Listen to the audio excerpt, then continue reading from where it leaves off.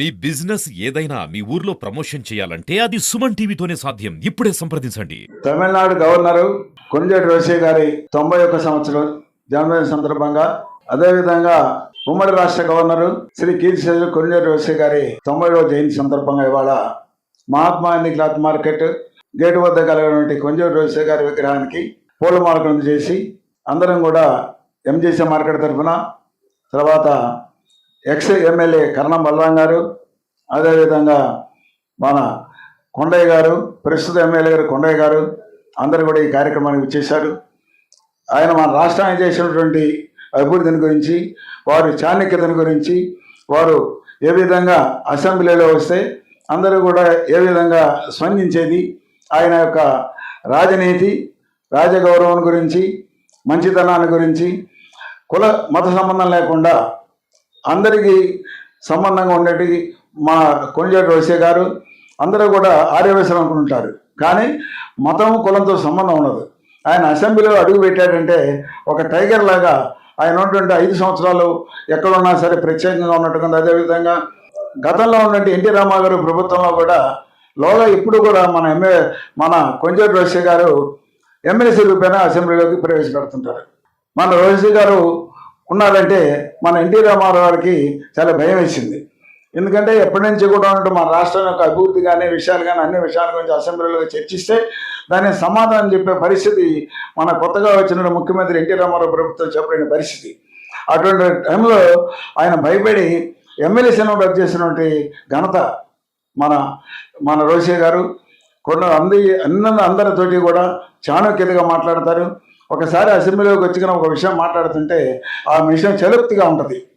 మాట్లాడే విషయం కూడా ఎదురు వాళ్ళని కించపరిచే విధంగా మాట్లాడటం తత్వం ఆయనకు ఎప్పుడూ లేదు. ఏ ప్రభుత్వం వచ్చినా, ఏ ముఖ్యమంత్రి వచ్చినా ఆయన కొణిజేటి రోసయ్య గారిని పూర్తిగా అభిమానిస్తారు. అపరా చాణక్యులు లాంటి రాజకీయ నీతి కలిగినటువంటి మన రోసయ్య గారు ఇవాళ 91 జన్మదిన సందర్భంగా మన మార్కెట్కి ఇచ్చేసి అందరినీ కూడా ఆయన పూలమాలకం చేసినందుకు మన మార్కెట్ వాళ్ళకి, అదేవిధంగా కొండయ్య గారికి, అదేవిధంగా కరణం బలరాం గారు ఈ సందర్భంగా ధన్యవాదాలు తెలియజేస్తున్నాను. ఆయన అసెంబ్లీలో ఉన్నా ఎక్కడున్నా కూడా రోసయ్య గారు మాట్లాడేటువంటి మాటలు, ఆ చమత్కారాన్ని చూస్తే ప్రతి ఒక్కరు కూడా నవ్వాల్సినటువంటి అవసరం ఉంది. అలాగే ఆర్థిక మంత్రిగా కంబైన్డ్ ఆంధ్రప్రదేశ్లో తన ప్రాధాన్యత ఆయన చాటుకున్నాడు. అలాగే ముఖ్యమంత్రిగా కూడా ఆయన ఏ రకంగా చేయగలిగారు, ప్రజలందరినీ కూడా ఎంత దగ్గరగా తీసుకోగలిగారు మనందరూ తెలుసు. అలాంటి మహానాయకుడిని గురించి ఇవాళ మాట్లాడుకోవడం అనేది గొప్ప విషయంగా భావిస్తున్నాను. రోసయ్య గారికి నాకు కొన్ని సంబంధాలు ఉన్నాయి.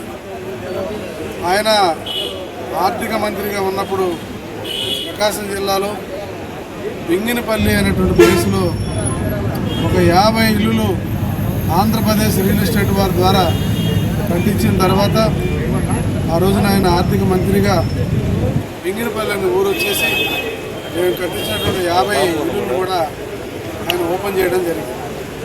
అలాగే చాలా సందర్భాల్లో మేము కలిసినప్పుడు ఏమయ్యా నువ్వు ప్రకాశం జిల్లా వాడివి, జిల్లాకి ఏదైనా చేయొచ్చు కదా అనేవాడు. నాకు ఎక్కడ ఇస్తున్నారు గురుగారు మీకు అవకాశం అని చెప్పే సందర్భాలు కూడా ఉన్నాయి. సో ఒక గొప్ప మనిషి. ఈరోజు ఆయన కులానికో మతానికో కాదండి, ఆంధ్రప్రదేశ్ సమాజానికి మొత్తానికి కూడా తన వంతుగా తాను సహకారం అందించిన మనిషి, గొప్ప వ్యక్తి అని చెప్పేసి ఈ సందర్భంగా మీ అందరూ కూడా తెలియజేస్తున్నారు. ఈరోజు మన పెద్ద ఆయన మనకి ముఖ్యమంత్రిగా పనిచేసి ఉమ్మడి రాష్ట్రానికి ముఖ్యమంత్రి పనిచేస్తున్నారు.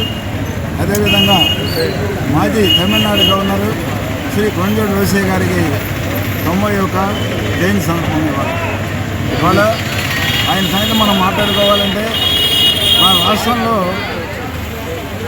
అత్యధికంగా 13 బడ్జెట్లు పెట్టి మన దేశానికే ప్రాముఖ్యతగా చేసి రాష్ట్ర బడ్జెట్లు ఇప్పటి వరకు ఎవరు కూడా మన భారతదేశంలో 14 బడ్జెట్లు పెట్టడం ఎవరు లేరు.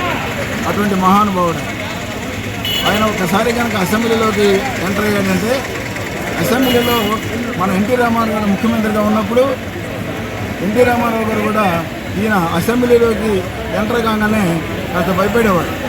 ఎందుకంటే ఈయన చాలా ఎప్పటి నుంచో ఉన్నటువంటి కాంగ్రెస్లో ఉంటూ అందరికీ అభిమానం ఉంటూ బాగా ముఖ్యంగా తెలిసినటువంటి అన్ని విషయాలు తెలిసినటువంటి అందరూ అన్ని విషయాల్లో తెలిసినటువంటి ముఖ్యమంత్రి కావడంతో మన ఎన్టీ రామారావు ప్రభుత్వం ఉన్నప్పుడు కూడా మన రోషి గారు అసెంబ్లీకి వస్తే భయపడేవాడు. అందుకని ఆయన ఉన్నప్పుడు శుభ్రం మన ఎమ్మెల్సీలు ఏదైతే అవుతున్నాయో ఇప్పుడు చాలాసార్లు కూడా ఎమ్మెల్యేసీ ద్వారా మన అసెంబ్లీకి రోషి గారు వచ్చేవాడు. ఆ విధంగా అందుకని ఎన్టీ రామారావు గారు భయపడి ఆయన స్పీచ్కి కానీ ఆయన చేసేటువంటి కార్యక్రమాలకు కానీ ఆయన చేసే అకౌంట్స్ ఎప్పుడో 2 సంవత్సరాలు 3 సంవత్సరాలు 10 సంవత్సరాలు 20 సంవత్సరాలు సమకర్త చెప్పే శక్తి ఆయన దగ్గర ఉన్నది. దాన్ని దర్శుకొని మన ఎన్టీ రామారావు గారు ఉన్నప్పుడు ఎమ్మెల్సీని పూర్తిగా రద్దు చేశారు. అందుకని ఆయన ఒక చాణక్యత రాజనీతి ఆయన మనమాఖ్యాన్ని ఆర్య వయసులో ప్రముఖుడుగా ఉన్నారు. అట్లానే అదేవిధంగా ఆ రాజకీయ చరిత్రలో ఎప్పుడూ ఒక మాయల మచ్చ అటువంటి మీద ఉన్నటువంటిదిగా ఎటువంటి కూడా ఏమీ లేదు. ఒక సీఎంగా ఉంటూ అదే చిన్న పోస్ట్ దగ్గర నుంచి ఆర్య వయసులో ఒక గవర్నర్గా వెళ్ళడం చాలా చెప్పుకోదగిన విషయం.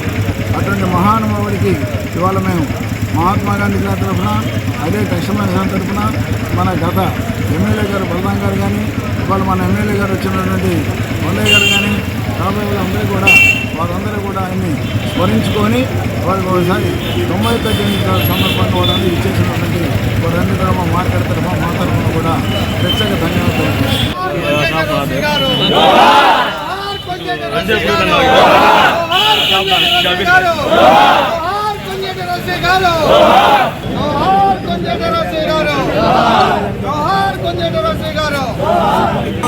కుంజేటి రోషి గారికి